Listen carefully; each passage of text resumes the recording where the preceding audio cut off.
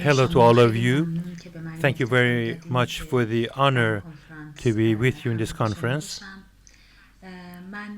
I am the daughter of Mehdi Gharaei, one of the martyrs of the 1988 massacre. I was only one when my parents were arrested for supporting the MEK, and I was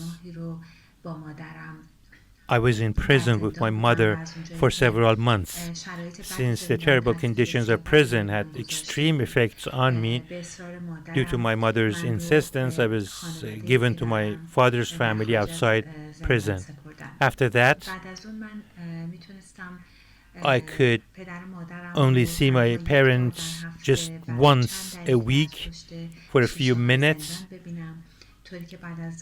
to the point where I could barely recognize them.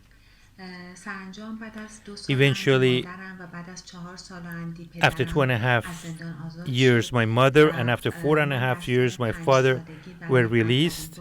And at 5, for the first time, I could experience being with my parents. In June of 1986, only 10 days after the birth of my only brother, my father was arrested for making a simple telephone call to a supporter of Mujahideen abroad. He was sentenced to 5 years in prison, and once again we had to meet our father from behind the glasses of the prison.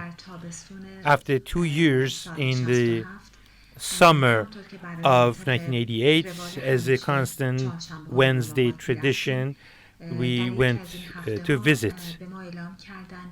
But in one of those visit times, they informed us that all political prisoners were banned from any visits, and we cannot see them. We required them to give us some reason. They didn't. After that, we gathered behind the closed gates of the prison several times a week, so maybe they permit us to see our dear ones. After 3 months,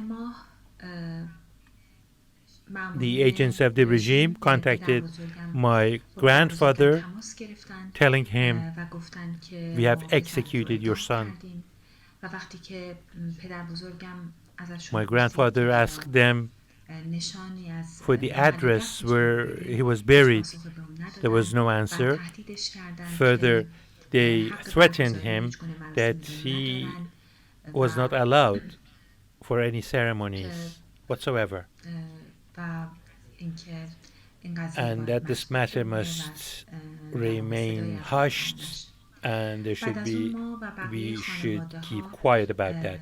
Afterwards, we and other families tried their best to look for signs of their graves. In a big ceremony in our city, there was a place, and rumors said that there was a mass grave there.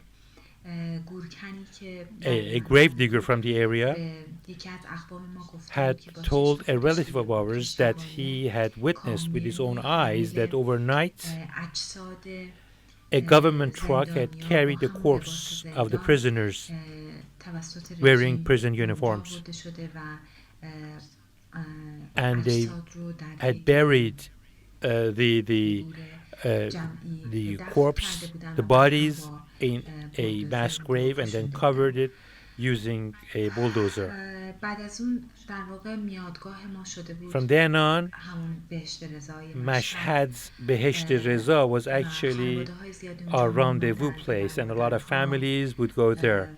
Their parents planted flowers and trees, but regime's mercenaries didn't even allow that. They even feared a flower growing from the graves of our unknown martyrs. The next week we would return and see that they had burned the flowers, uprooted the seedlings. They constantly threatened us that we had no right to gather there.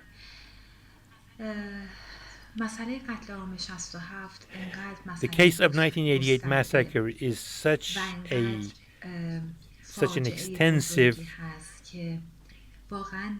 case a huge tragedy that it's really unbelievable. And today, after 32 years, we're still waiting for results.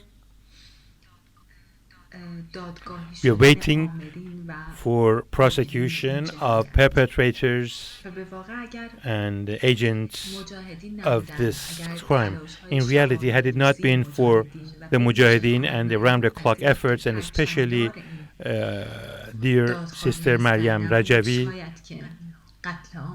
maybe the massacre of 1988 would be forever forgotten. Since Mujahideen's struggle is not just for spite and hatred towards Khomeini and his criminal mercenaries, but it is for the faith in emancipation, for the love of liberty and love of their people and freedom. So our campaign is not just reflecting a hatred or anything of the kind of revenge for the regime's criminals, but it is to put an end to imprisonment, to torture, to execution, to massacre. As a child of one of these martyrs, and on behalf of families of victims of 1988 massacre, whose number is thousands and thousands, and the many kids in Iran who are waiting, who are seeking answers, waiting for some sign, some address of where their parents have been buried. I have friends who have lost both their parents, and their voice isn't reaching anywhere in Iran. On behalf of all of those, I demand the United Nations to form an independent committee to investigate the massacre and, in fact, to help stop the circle of execution in Iran. The world must not keep silent against all these crimes. We are all of one body and are responsible for anything that happens anywhere in this planet. I hope, along with all you dear ones, very soon we'll celebrate the freedom of our nation in a free Iran and build a prosperous and free country. Thank you all.